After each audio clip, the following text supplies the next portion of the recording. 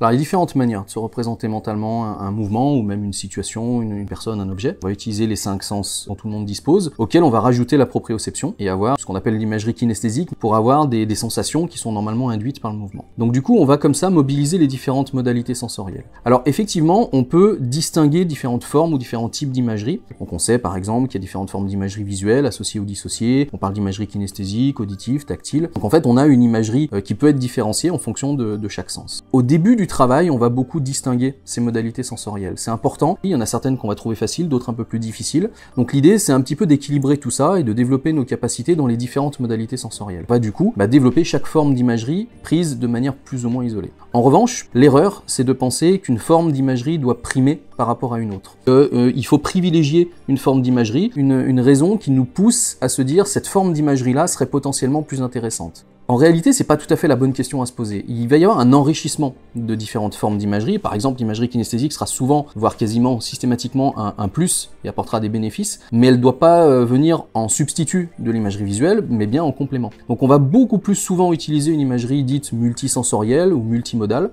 où on va chercher plutôt à combiner les différentes formes d'imagerie. On va avoir une représentation mentale qui va certainement être plus complète, plus riche, plus fidèle et donc potentiellement plus efficace, pour faire en sorte qu'elle puisse contribuer de manière complémentaire à l'amélioration des performances.